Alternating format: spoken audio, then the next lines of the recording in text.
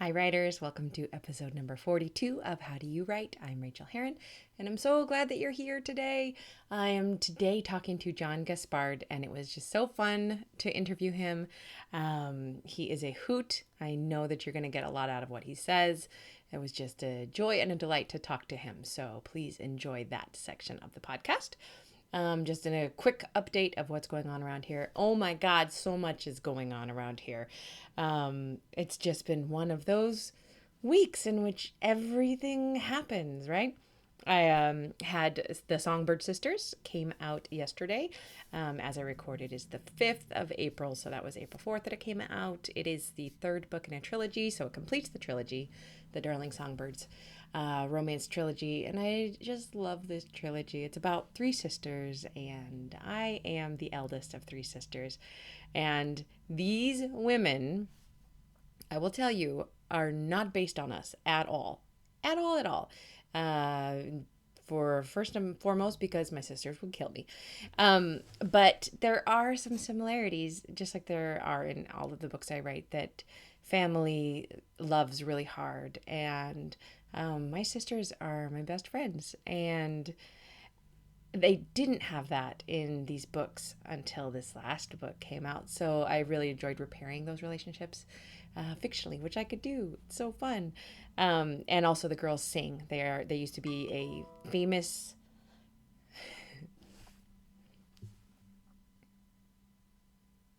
and also the girls sing. They used to be a famous trio when they were really young, 20, 21. And then they broke up acrimoniously, and this is over the trilogy they've been getting back together. But my sisters and I also sing. We all have singing voices. We grew up singing, and we do really good harmonies together. And someday we're going to form a band. That day is not today, because this week is hecka busy. Let's see what else is going on. So that happened. I cracked another tooth grinding my teeth because apparently I'm stressed out a little bit. I do wear a bite guard, so that's awesome. I could still crack my teeth. I grind my teeth so hard. I guess I am a little bit stressed. Because of the book coming out probably, and also because of the great big joyous incredible fact that tomorrow night I leave for Venice. I'm going on a writing retreat to Venice for 2 weeks. And the really awesome thing about that is that it is my writing retreat. I'm leading it, so I'm actually financially paying my way there and back. And I have developed an amazing curriculum. It's something that I hope will really, really excite everybody who attends. And it's 1 week with them, and then I have 1 week by myself on my own writing retreat, all by myself. So the podcast, speaking of that though, it will be on hiatus for a couple weeks because I ain't going to try to do it while I'm out there. I do not have that kind of energy. There's so much other stuff I have to do while I'm in Venice. I'm going to be leading the retreat. I'm going to be teaching my class at Berkeley online. I'm going to be working on my own writing, 2 different projects. So the podcast is not on that list. I'm saying no to the podcast. It'll be back in 2 to 3 weeks. So that is ultimately exciting. Venice is my favorite place in the world. And I can't wait to see her again. I swear to you that Venice is this woman in my head. They say La Serenísima. And I think that is who she is to me. And let me tell you, she does not care about me at all. I am just another tourist who has been there many times. I come in, I go. She doesn't even see me. But we all see her, and I am in love with her. So I can't wait to get to Venice. I can't wait to teach. It's going to be fantastic. Enough babbling on about that. I'm super excited. If you're looking at the video over my shoulder, you might be able to see some packing. I adore packing. I have spent most of today just packing bags and moving things around. I can almost do carry-on, although because I sleep with a CPAP, I'm just at that level. I might check a bag. I'm not sure yet. We'll see. Little bit of business. Thank you to my new patrons. There are a couple of them this week. Elisa Avellana and I'm probably saying that wrong, Elisa Avellana, and RJ Theodore, and Suzanne, and Elisa Zoller. Thank you so much. I wish you buckets and buckets and buckets of words written, words that you are going to be thrilled and delighted by. And thank you for doing this. To all my current patrons, thank you. I cannot tell you how much it means to me to have you guys supporting my essays that I'm writing on creativity. And everyone who's a patron gets the book. When I'm done with the book, you get the essays as I write them. Again, thanks for supporting at any level. And I have to say, I have the most fun with a $3 level. For $3 an essay, which is like every 6 to 8 weeks. I don't charge monthly. I send out text messages that you can reply right back to about 3 times a week. And those are really fun. I love talking to people on those. So thank you, new patrons and old patrons. It means the world to me to have your support. That's it. Let's jump into the interview with John. You're going to really enjoy it. I'm very sorry about all the noises on this podcast. I can't shut the dogs up, and apparently people are texting me. But you know what? That's okay. Life happens. I hope that your texts are interesting today, and I hope that your words are from your heart, and I will see you in a few weeks. Okay, bye. All right. Well, today I am so happy to welcome John Gaspard onto the show. Hi, John. Hello. Hello. Thanks for having me. Of course. So glad. Let me give you a little introduction for people who might not know you. John is the author of the Eli Marks mystery series, The Ambitious Card, The Bullet Catch, The Miser's Dream, and The Linking Rings, all from Henery Press. And the covers are gorgeous. I love Henery Press covers. Mm-hmm. He has also written 2 popular books on low-budget filmmaking called Fast, Cheap, and Under Control and Fast, Cheap, and Written That Way, which I love that title. In real life, John is not a magician, but he has directed 6 low-budget features that cost very little and made even less. No small trick. His blog, Fast, Cheap Movie Thoughts, has been named one of the 50 best blogs for Moviemakers and one of the 100 best blogs for film and theater students. He's also written for TV and the stage. He lives in Minnesota and shares his home with his lovely wife, several dogs, a few cats, and a handful of pet allergies. Indeed. I hear you. I'm allergic to both dogs and cats. So, and I have 3 dogs and 2 cats. That's good planning. Yeah, that's very good planning. Excellent planning. It means I wash my hands a lot and I never touch my face. So, all right. Well, you do so much. It's like you write in these different directions, and I would love to talk to you about your process. Mm-hmm. What is the best time for you to write, and where do you do that writing? I write everywhere. Yeah. Stephen King talks about reading anywhere. He always carries a book. And I always have my phone with me and am often just dictating things I sometimes just dictate them in an email and send them to myself when it comes to scenes or snatches of dialogue, things like that. Where are you doing that? Are you doing that in the post office in public or? Just about anywhere. Just about anywhere, seriously, except when I'm driving. I don't do it when I drive. But other than that, if an idea comes to me, I stopped doing it. If I wake up in the middle of the night, I used to do it, but it disturbs my wife, so I have a pad and pen next to the bed, and I silently write it down. But yeah, this ideas come from anywhere, and I want to make sure I grab them and gather them in one place. So ultimately, all those ideas go into a Word document, which gets to be 20 to 30 pages long, and then you just kind of move stuff around, and then you structure the book, and from that you go, and you end up using 60% of it, and you make up another 50% while you're writing. But I love that idea. I've never heard of that idea of outlining, is really capturing your thoughts on the go as you think of them, dictation wise, and then putting them into the document, and then using that as a springboard. Mm-hmm. Well, writing is supposed to be a very linear process eventually, but it doesn't have to be when you start out. There's this fear that you don't know where stuff goes, and a lot of times, when I'm done with a book, one of the Eli Marks books, I take that Word document and everything's been pulled out of it by that point that I used, but there's still, because it's about magicians, anytime I hear about a good trick, quote that a magician says, document for the next book, and I just add on to that. And so in the newest book that's coming out this year, The Linking Rings, has a character named Boris, Borys. And I saw a waiter named Boris maybe 8 years ago and wrote that down, and that's been sitting in that document as it's churned over from book to book to book, that I like the name Borys. And I finally had a place for it, and so it got pulled out and stuck in. So you have one document for the Eli Marks books that kind of is always rolling. Yeah, kind of. It just gets renamed for the new book, and then whatever's left over gets renamed for the next book. I really so love there's some that. stuff that I'll probably never use, but you also never know when you're going to need it. So do you actually like remove it from the document when you use it? It's then gone, so it's not cluttering up the space, or do you leave it in there? This is very picayune. I know, but I love it. Once I've got everything, you never have everything in, but once I have a general idea of that I have enough stuff, and that's you only figure that out after having done it a couple times. When I feel like I have enough stuff to get started, then I will do sort of an outline at the beginning of the document. So I'll know, here's what's going to happen in the first 6 chapters, and then some other stuff happens, and here's what's going to happen in the last 2 chapters. Nice. So I know where I'm headed.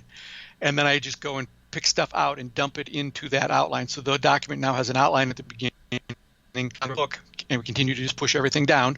And when you're all done, you save it out as this is now the book, and you pull the book out and you have the document with the rest of the notes for the future, and that becomes the next book. That's really cool. I don't know why I like that so much, but I really, really do. Well, it becomes a junkyard eventually because, for example, in one of the, I think 2 books ago, the books are about a magician in Minneapolis, a working magician professional who does corporate events, and he lives with his uncle, who's a very well-known aging magician who knows everything about magic.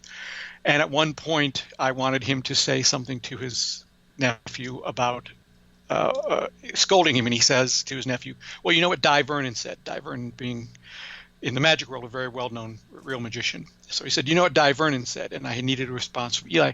So I just did a quick search in my notes for Di Vernon, and I had 4 different quotes from Di Vernon. So I was able to have Eli just go, he said this, and Uncle Harry go, no. He said this. Well, yes, that's true, but that's not what I mean. He said this. And so these were quotes that I've been gathering for 4 or 5 years, and I was able to just all of a sudden have them. Boom, they went into the book perfectly, and then they're gone. That's fantastic. I use Post-its for that kind of thing, even to the point where I have a Post-its file within any Scrivener document that I'm working on, and they're not really Post-its. They're just snippets of sentences that I've thought of that go into what I call Post-its because I need to call them that. So when you get to the writing part, how are you writing? Are you longhand, computer? What program do you use?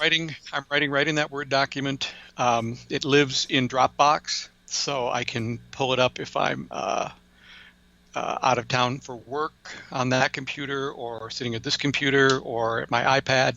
I've actually tweaked things on my phone with that. Dropbox is great for that. I used to use Evernote, but I prefer Dropbox just because it's everywhere, and I feel like it's better backed up than Evernote was. I love Dropbox. It has saved me quite a few times. When I had a catastrophic hard drive failure once, and it was just not a problem. I mean, it was an expensive problem because I needed to go get a new computer, but I opened the computer and turned on Dropbox, and everything was there. I love giving them my money. Can I give you a tip for that? Yeah, I would love that. Dropbox is great for that, but if you have, for Dropbox, I only put in stuff I need to get everywhere. I'm using a service called Backblaze, which is, I think, $50 a year, and it comes into your computer, grabs everything, takes it off-site. It's all encoded, so they can't really open it, but you can. And then if your house burns down, you just email them and you send them $200 or whatever, and they send you a brand new drive, and that has everything on it.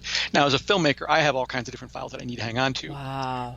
So it's a really nice service to have where all your stuff is really in the cloud in a way, which is Dropbox is doing too, but Dropbox has some limits on size and things like that. Well, especially for film, that's huge. So Backblaze is great, and it's that extra level of safety. Thank you for that. Because I have a computer friend who says if you don't have one backup, you have no backup. If you have 2 backups, you still don't really have a backup. Everything should be backed up in 3 different places. In fact, this afternoon I just took a 1 terabyte hard drive to the mailbox. It was holding temporarily all my photos for about 10 years, and it failed. So and I mailed it to a data recovery place. I'm going to pay him $1 million to try to get those photos back. So it's I can't even really think about it. Let's change the subject. I'm sorry I brought it up. No, listeners, back your stuff up. That's what we're saying. Absolutely. I back up my writing. I email my writing to myself all the time. I call them different. I give them the day, so they're all in different files. So if one gets corrupted, the others might not. But yeah, it's worth having a plan. It really is. Yeah, not the old days, and it was right there. If you lost it, then you were done. So this is a much better system as long as you back stuff up. And how do you refill the creative well when you're running dry? Well, I'm in a unique position because I'm writing about a profession that I don't do. I'm writing Mm-hmm. about a real magician who has real knowledge about a real thing. And the books, although they're not designed to be read by magicians who like mysteries do enjoy them and have pointed out how accurate they are. And that's for me the biggest thing, is making sure the magic stuff is accurate, which means I have to keep finding out about new tricks, new magicians, old magicians, feuds people have had, things that have happened in the magic world, quotes, things that have gone wrong, things that have gone right. I just I end up trying to see as much magic as I can and see as many different magicians as possible. And Yeah. then I like to listen to books on tape when I drive to work. Yeah. I listen to some mysteries just to get that mindset. But biographies, anything that just kind of refills you one way or another. Now, let me ask you. So you have all this magic trick. You have this base, this well of knowledge, and you say you're not a magician, but like I'm not. pushing a little bit further, do you perform magic tricks for your wife? Do you try them out? Do you No, although she's dabble? very patient. I can do a couple card tricks because at book signings you kind of have to Oh yeah. in order to get some level of interest. Although I have hired magicians for book signings. Um, let me ask you this: have you ever met in your life a magician, professional magician? Never.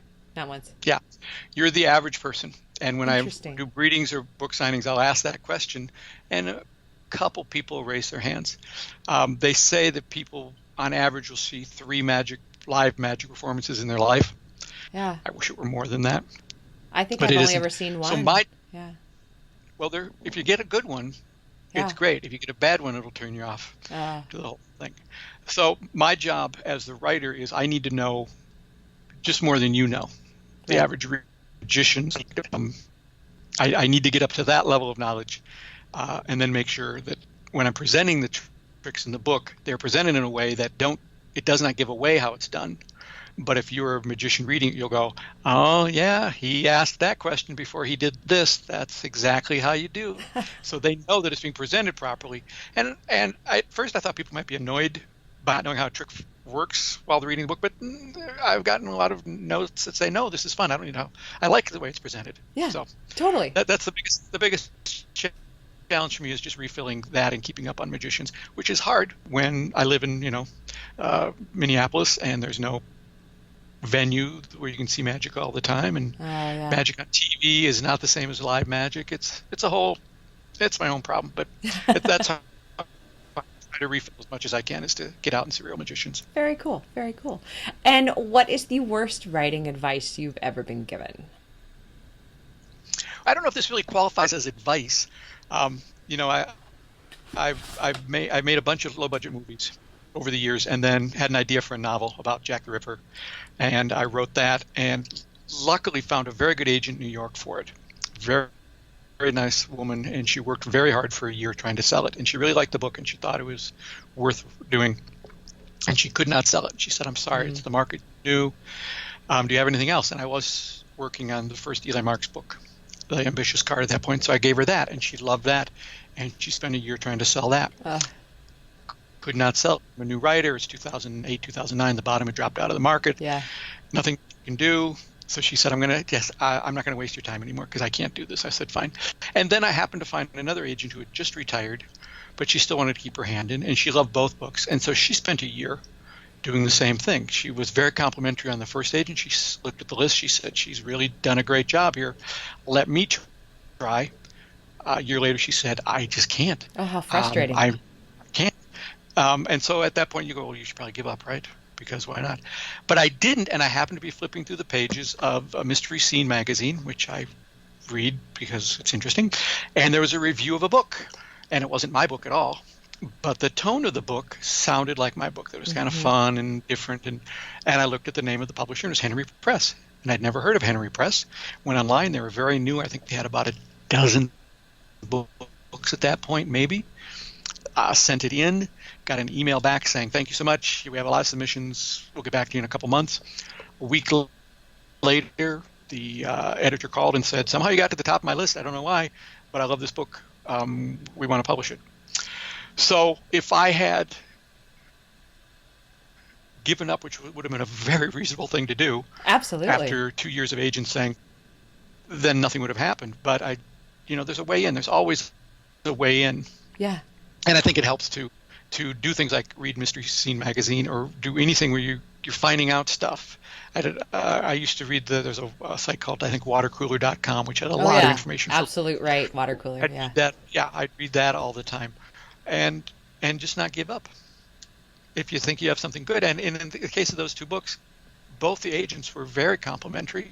They weren't just trying to be nice. I mean, they're agents; they're not going to be nice. Exactly. They're not interested in being nice. They're interested in making money. Yeah. Oh. Exactly. So that was encouraging, but then discouraging when neither one of them could do anything with it. Well, good for you for persisting. You got to persist. Really, really awesome. Speaking of awesome, what secret writing tip of awesomeness did you discover the hard way? It's one of the best pieces of advice I've ever heard, and I wish I would have heard this before I finished his first two books, which is Elmore Leonard said something like, don't write the parts that people skip. Oh, I love that piece of advice. Which sounds sort of flip, but then I would go back to the book, and even I would be reading some of this stuff, and you go, all right, you really need to cut to the chase here. And that's sort of meshed with, there's a screenwriter named Paul Schrader who wrote Taxi Driver and other things, and his description of how to write a scene I thought was really great advice. He said a scene in a movie or a play or a book is a cocktail party, and you want to get there as late as you possibly can, as entertaining as you can, and leave as soon as you can.